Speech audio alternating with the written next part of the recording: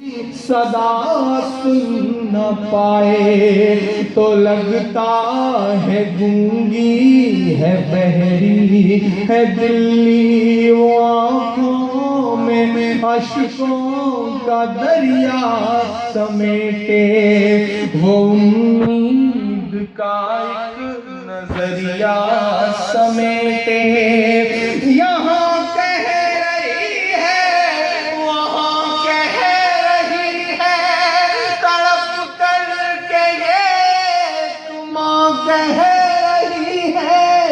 نہیں پوچھتا ہے کوئی حال میرا، کوئی لا کے دے دے مجھے لا میرا۔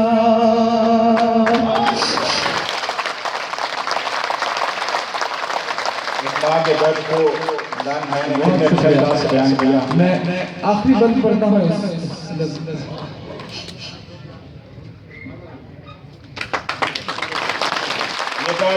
وہی سمجھ سکتا ہے کہ جس کے پاس جو بات ہے دل ہو، سب سے درخواست کریں کہ عبدالنبی کے لیے دعا کریں اور عمران کے لیے ایک اسٹینڈنگ اوویشن سب لوگ دے کریں۔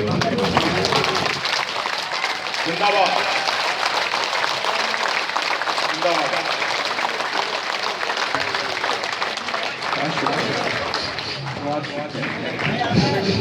دعا کریں، سلسی گزاری کر کے دعا کریں کہ اللہ میرے آنسوؤں کو ضائع نہ جانے دے، آپ کے آنسو ضائع نہ جانے دے۔ بہت شکریہ۔ میں آخری بند پڑھتا ہوں اس نظم کے ساتھ ساتھ، کتنا رویا جائے، کتنا چیخا جائے۔ پردھان منتری جی مہوبہ کی میٹنگ میں جن سبھا میں چیخ کر کے کہتے ہیں کہ ہم مسلم مہیلاؤں کو 3 طلاق کے مدعے پر ان کا حق دلا کر رہے ہیں، ہماری بہنیں ہیں وہ، ہم اپنی بہنوں کو ان کا حق دلا کر رہے ہیں۔ کبھی کبھی میرا من کرتا ہے کہ ان کے 7RCR کے باہر جاؤں، چیخ کر کے چلا کر کے ان سے کہوں کہ آدرنیہ نریندر مودی صاحب اگر سچ میں آپ مسلم مہیلاؤں کو ان کا حق دلانا چاہتے ہیں تو نجیب کی اپنی کو اپنی بہن مان لیجئے اور اپنے بھانجے کو واپس لا دیجئے، تب میں سمجھوں کہ آپ حق دلانا چاہتے ہیں۔ میں آخری بند پڑھتا ہوں صاحب، سیاسی لوگوں سے امیدیں یقیناً بہت کم ہیں، لیکن کچھ ایک لوگ ہیں جو اٹھ کھڑے ہوئے ہیں، میں انہیں سیلیوٹ کروں گا۔ میں سیلیوٹ کروں گا اروند کیجریوال کو اس مدعے پر، خاص طور سے سیلیوٹ کروں گا اس ڈائس پر کھڑا ہو کر، اور یہ بات اس لیے کہہ رہا ہوں پوری پختگی کے ساتھ کہ میں پہلے دن سے اس پروٹیسٹ کا مسلسل حصہ رہا ہوں۔ آپ کو یاد ہوگا جس دن جنتر منتر سے نکل کر کے انڈیا گیٹ جانے کا پلان تھا JNU کے تمام بچوں کا اور ان کی ماں کا، تو ماں کو گرفتار کر کے مایا پوری اسٹیشن لے گئی تھی پولیس۔ میں نے ایک ٹویٹ کیا اور پلٹ کر کے کیجریوال جی نے ریٹویٹ کر کے مجھے ان باکس میں میسج کیا کہ عمران اپنا نمبر دیا۔ میں نے نمبر دیا اور انہوں نے کال کری اور کہا کہ عمران بہت غلط ہو رہا ہے۔ میں دلی نہیں تھا اس دن، میں باہر تھا۔ میں نے کہا کہ سر کیا کیا جائے، بہت واقعی ظلم ہو رہا ہے۔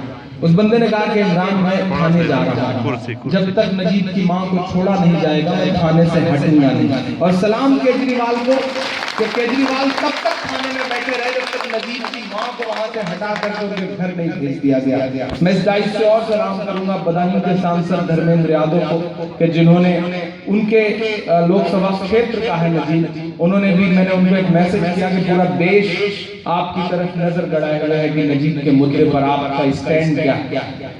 شکریہ ان کا کہ وہ گئے، نجیب جنگ صاحب کے پاس گئے، راجناتھ جی کے پاس گئے، راہل جی نے ملاقات کری، کل پرسوں اویسی صاحب نے بھی اس مدعے پر آ کر کے دھرنے میں شامل ہوئے ہیں۔ تو جو بھی لوگ ہیں میں ان کا شکریہ ادا کروں گا۔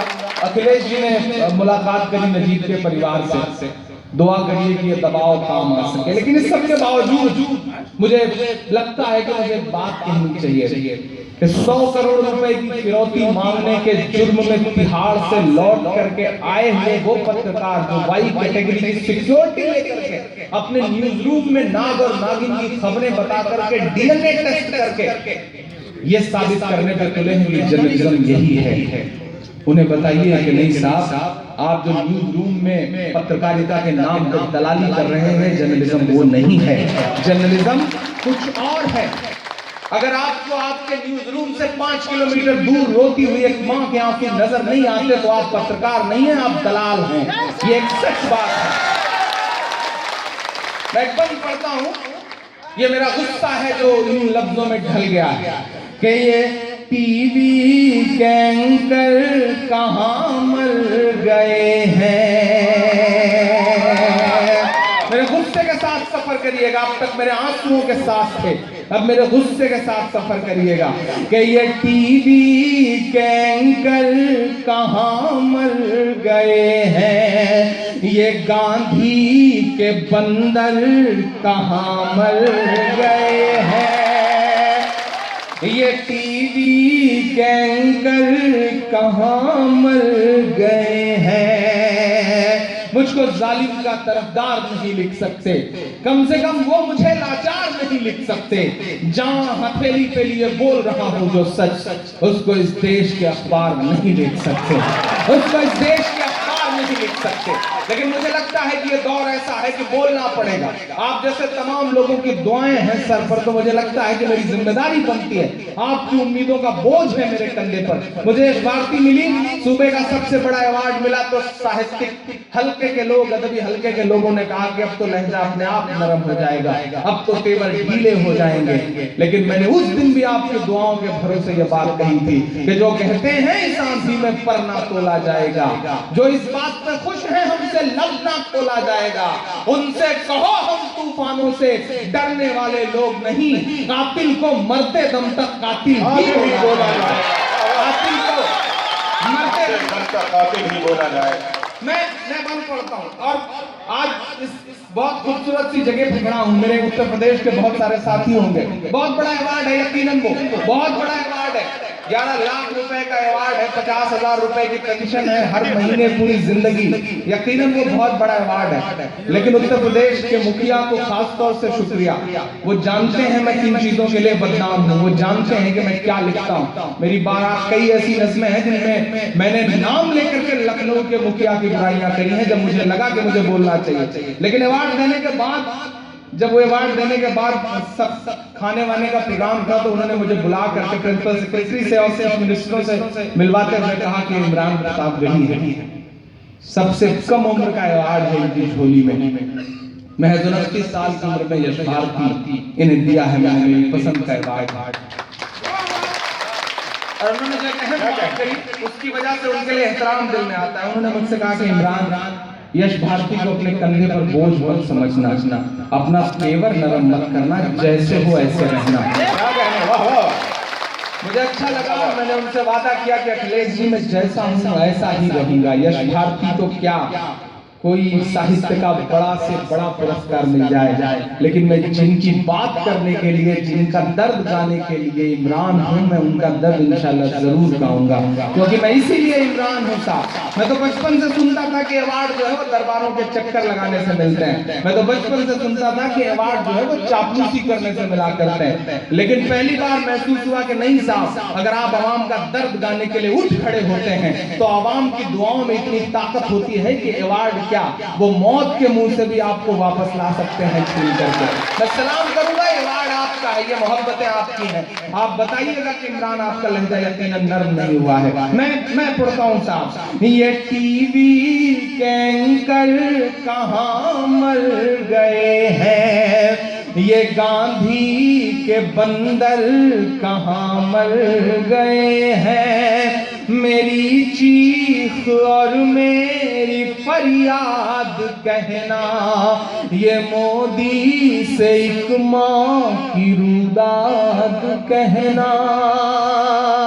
میری چیخ اور میری فریاد کہنا، یہ مودی سے ایک ماں کی روداد کہنا. کہیں جھوٹ کی شخصیت بہہ نہ جائے. چوتھے مصرعے پہ ایک شخص کی دعائیں اور ایک شخص کا اٹھا ہوا ہاتھ مانگتا ہے عمران. میں پڑھتا ہوں صاحب کہ کہیں جھوٹ کی شخصیت بہہ نہ جائے، یہ نفرت کی دیوار چھت بہہ نہ جائے، یہ نفرت کی دیوار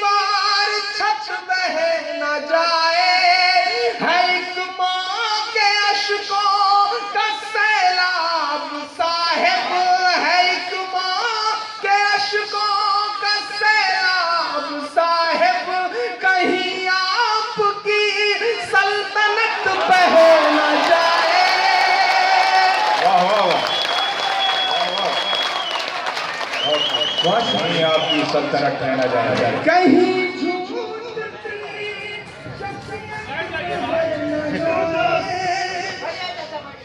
चलिए मैं छोटा सा एक अनाउंसमेंट करना चाहता हूँ, अगर इमरान इजाज़त दें।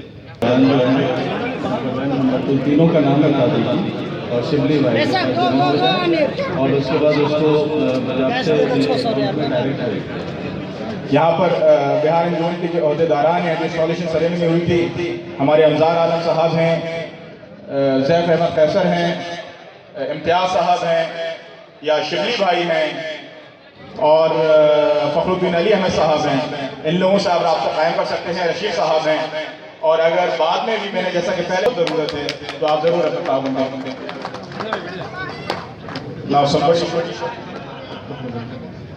आप बहुत शुक्रिया, बहुत शुक्रिया आपका। तो